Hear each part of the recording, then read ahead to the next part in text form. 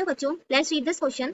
The question says what is the probability of genotype capital Y small y capital R in F2 generation obtained from parental cross with genotype capital Y capital R crossed by small y small r. So इस question में Mendel का third law that is law of independent assortment की बात की गई है कि अगर हमारे पास दो पेरेंट्स हैं, फर्स्ट पेरेंट जिनकी राउंड एंड येलो सीड होंगी, अगर उनकी क्रॉस हम रिंकल ग्रीन सीड से कराएंगे तो F2 जनरेशन में कैपिटल Y स्मॉल y वाली जीनोटाइप कितने मिलेंगे? फर्स्ट 2/16, सेकंड 4/16, थर्ड 1/16, और is it fourth 3/16. So the key concept is law of independent assortment. So Gregor von Mendel, he has given three laws which are known as Mendelian laws या laws of inheritance.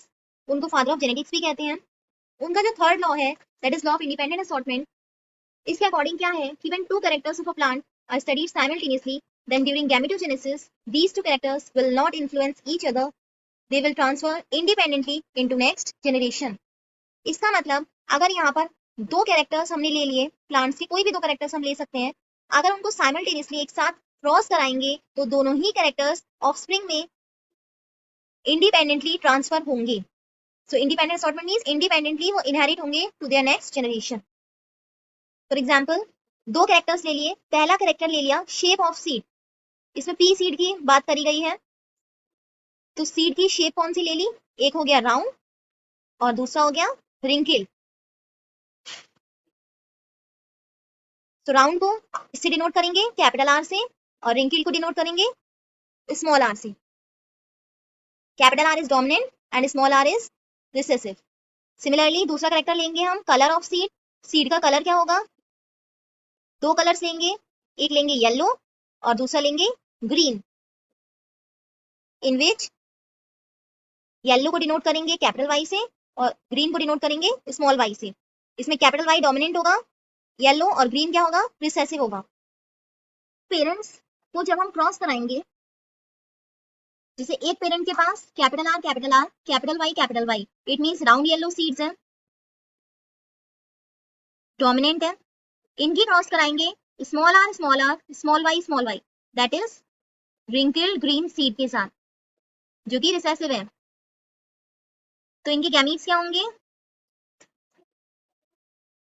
Capital R capital Y, इनका होगा small Y. सो F1 offspring क्या होगा? Capital R capital Y small y. ये F1 offspring होगा, it means first filial generation का offspring. लेकिन ये देखने में कैसा होगा? राउंड एंड येलो, बिकॉज इसमें राउंड एंड येलो क्या है? डोमिनेंट कैरेक्टर है. अब क्या करेंगे? इन F1 ऑफस्प्रिंग की सेल्फिंग कराएंगे. सेल्फिंग मींस इन्हीं की तरीके के प्लांट से इनकी क्रॉस कराना. तो जब इनकी क्रॉस कराई जाएगी तो पेरेंट्स हो जाएंगे ये. गैमीट्स क्या होंगे?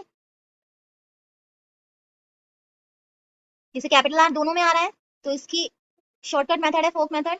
इसमें हम इस तरीके से गैमीट्स बना सकते हैं, capital R small Y. Similarly small R की भी हम दोनों से कराएंगे क्रॉस, तो आएगा small are capital Y small Y. So ये चार क्या हो गए? गैमीट्स हो गए, जो क्या देंगे आगे?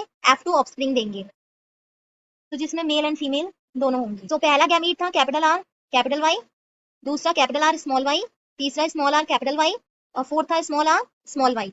अगेन इस साइड भी हम यही सीक्वेंस रखेंगे. अब इनकी क्रॉस कैसे कराएंगे? सबसे पहले इसकी क्रॉस इससे कराएंगे, फिर इसकी इसके साथ कराएंगे capital R capital Y small y, फिर अगेन इसकी इससे कराएंगे, फिर लास्ट वाले से कराएंगे.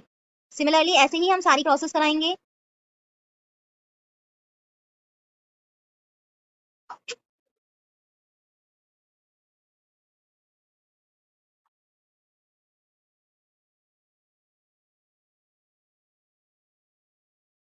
और हमेशा कैपिटल आर हो चाहे कैपिटल वाई हो, जो भी कैपिटल होते हैं वो पहले लिखे जाते हैं बिकॉज वो डोमिनेंट होते हैं.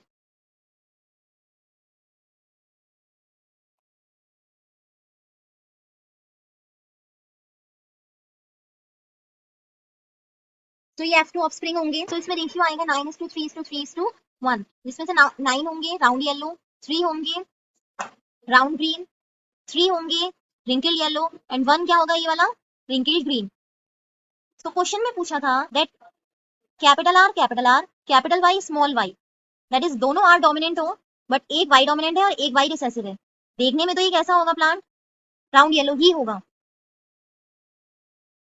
बट इसमें जब हम जीनोटाइप देखेंगे तो एक ये है capital R capital Y small y, and एक ये है capital R capital Y small y. तो आउट ऑफ 16 कितने हैं, 2 are there. So the final answer is A, 2 by 16. Hope you understood it well. Best of luck.